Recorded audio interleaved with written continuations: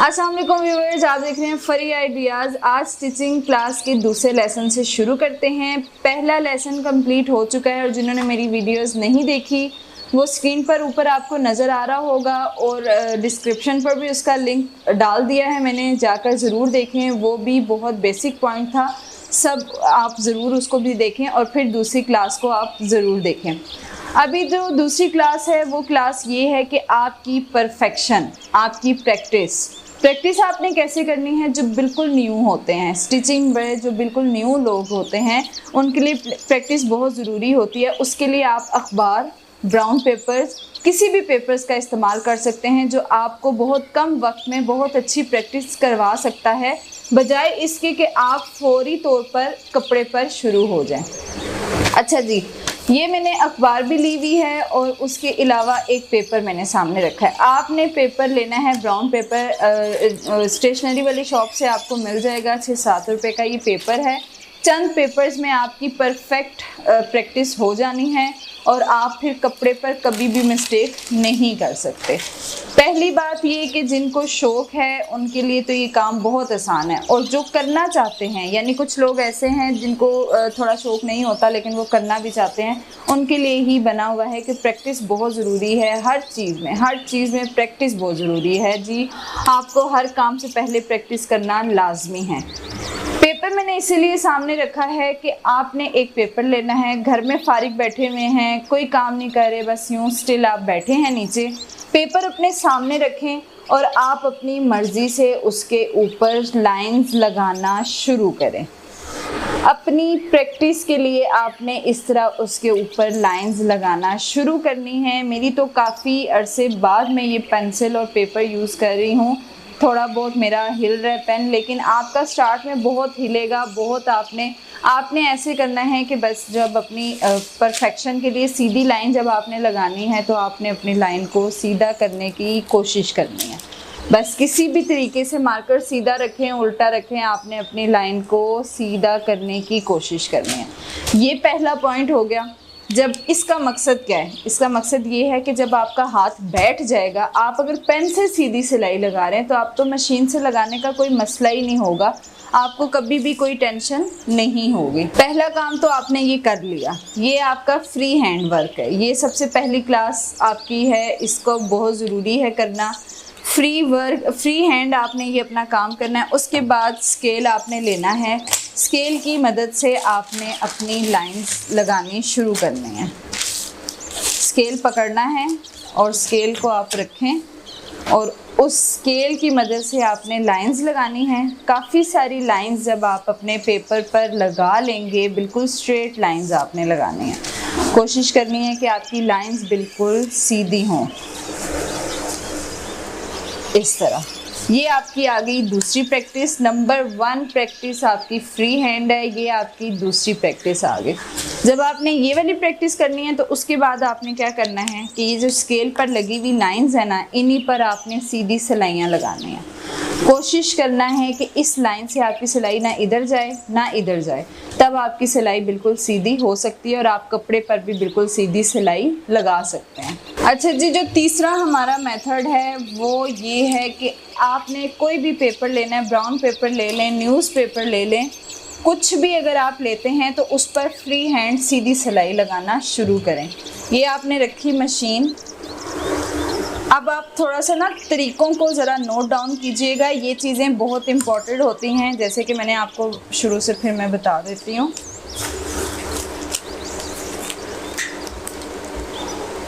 जैसे मैंने आपको पिछली क्लास में बताया कि आपने इन दोनों धागों को हमेशा पीछे की तरफ करना है, फिर इसके बीच में कपड़ा रखना है। जो कपड़ा ज़्यादा वाला होता है ना, उसको हमेशा साइड पर रखते हैं। इसी तरह आपने पेपर को भी रखना है। फिर यहाँ से धागे को हल्का सा लूज़ करके आपने हाथ की मदद से 2 टांके उठाने हैं। उसके बाद आपने अपनी मशीन की स्पीड तेज़ करनी है। अच्छा, अब ये ज़रा हाथों के रुख को आप देखिएगा। ये हमारा स्टार्ट है, इसमें आपने फ्री हैंड सीधी सिलाई लगानी शुरू करनी है। जब आपका थोड़ा सा बैक पे कपड़ा आ जाता है, फिर आपने यहाँ से कपड़े को पकड़ना है। इस तरह बेशक पकड़े मत, सिर्फ ऊपर हाथ रख लें और अगले हाथ को इस तरह से रखें और आपने साथ साथ फ्री हैंड सीधी सिलाई लगाने की कोशिश करनी है। कोशिश आपने करनी है कि बस सिलाई आपकी सीधी लगे। आप अगर मज़ीद ग्रिप करना चाहते हैं तो आप अपने दोनों हाथों को ऐसे इस्तेमाल कर सकते हैं, ऐसे।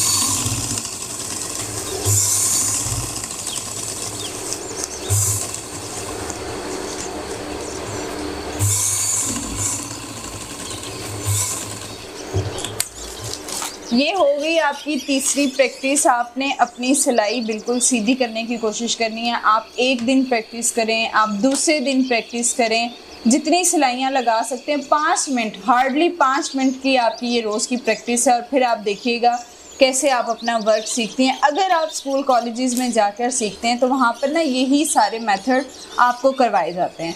मैंने अभी घर में भी बहुत सारी लड़कियों को क्लासेस दी हैं, उनको मैंने यहीं से स्टार्ट करवाया। मैंने उनको डायरेक्ट कपड़े पर कभी भी नहीं लाया। जबकि आप किसी नॉर्मल अपने मोहल्ले में किसी आंटी या औरत या किसी के पास भी जाते हैं सिलाई सीखने के लिए, वो हमेशा आपको डायरेक्ट कपड़े पर ले आते हैं, जिसकी वजह से आपके अंदर झिझक, आपको कटिंग का मसला, आपकी स्टिचिंग का मसला हमेशा आपके साथ रहता है। ये होती हैं बेसिक चीज़ें। अगर आप स्कूल कॉलेज से कोर्सेज़ करेंगे तो आपको हमेशा यही चीज़ें सिखाई जाएंगी। और बड़े बड़े जो डिज़ाइनर्स बैठे हुए हैं, कभी आप उनकी रूटीन देखिएगा, अगर सर्च कीजिएगा, उनका भी बेसिक काम यही होता है। वो कभी भी पेपर वर्क के बगैर डायरेक्ट कपड़े पर नहीं आते। अच्छा जी, 3 चीज़ें जो मैंने हैं आपको बता दी हैं, आपने इन पर प्रैक्टिस करनी है। फ्री हैंड लाइंस, स्केल से लाइंस और मशीन की मदद से सीधी सिलाई। इसी के बीच में मैं आपको थोड़ा सा चौक यूज़ करने का भी मेथड बता देती हूँ। थोड़ा सा ये भी आपको मैं गाइड कर देती हूँ कि जब आप कपड़े पर किसी चीज़ की मदद से निशान लगाते हैं, बेहतर यही है कि आप ये टेलरिंग चौक ले लें। कुछ चीज़ें हैं जो 2-4 चीज़ें वो भी मैं आपको बता दूँगी कि वो आपने हमेशा अपने पास रखनी है। अच्छा, निशान लगाने के जो तरीके हैं, सबसे पहले तो आपने ये देखना है ना कि आपका कपड़ा किस कलर का है, उस कपड़े पर कौन सा निशान सही तरह नज़र आ रहा है, कौन सा नहीं नज़र आ रहा, वो चीज़ें भी नोट डाउन करनी बहुत ज़रूरी हैं। निशान लगाने का तरीका क्या है, आपने बिल्कुल भी चौक को कभी इस तरह नहीं पकड़ना और ना ही चौक को कभी इस तरह दबा के पकड़ना है। ये चौक वरना दरमियान से टूट जाएगा। हमेशा चौक को ऐसे पकड़ा जाता है।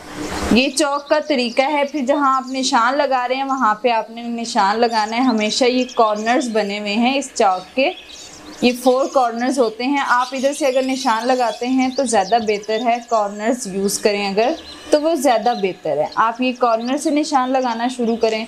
किसी भी तरह का आपको निशान लगाना है, जैसे कि शोल्डर की कटिंग हो गई, आपने ये निशान लगाना है। थोड़ा सा जब आपने ये यूं किया, आपको यूं नहीं जाना। आपने जब ये यूं किया है तो फिर इसके बाद आपने यहीं से ऐसे निकल जाना है। चौक यहाँ से भी ये यूज़ हो रहा है। बस ये थोड़ा बहुत है कि आपने चौक को जो इस्तेमाल करना है, चौक का जो इस्तेमाल है, बस वो आपने ध्यान में रखना है कि आपका चौक टूटे ना, आपकी चौक को कोई मसला ना हो। अब ये है तो आपने यूं नहीं उठाना चौक को, यहीं से आपने ऐसे हो जाना है। ये वी शेप आ गई, ये चकोर है अगर तो इसको यूं करना है और यहाँ से यूं हो जाना है। उसके बाद गोल है तो गोल को आपने ज़रा सा चौक को लिटाना है नीचे, थोड़े से चौक को ऐसे नीचे की तरफ लिटा के फिर अब आपने गोल शेप देनी है, ये इस तरह से। कुछ जगहों पर चौक आपका ऐसे यूज़ होगा, कुछ जगहों पर ऐसे यूज़ होगा, कुछ जगहों पर बस आपने ये है कि थोड़ा डार्क करने के लिए आप चौक को बार बार ऐसे भी कर सकते हैं। बस ये ख्याल रहे कि चौक टूटे ना, रफ़ ना हो और बहुत ज़्यादा कोशिश करें चौक की। अब आपने फ़र्ज़ करें कि ये लाइन लगाई है, अब आप इसको डार्क करना चाह रहे हैं तो डार्क करने के चक्करों में आपकी लाइन इतनी ख़राब हो जाए कि आपको पता भी ना चले कि आपकी लाइन कौन सी है एग्जैक्ट। तो कोई ज़रूरत नहीं, आपको बस एक ही बार चौक को यूं करना है। जब आपको लगे आपको सिर्फ चौक को ऐसे करना है, फिर बेशक आप कॉर्नर मत यूज़ करें, आप चौक को ऐसे कर दें।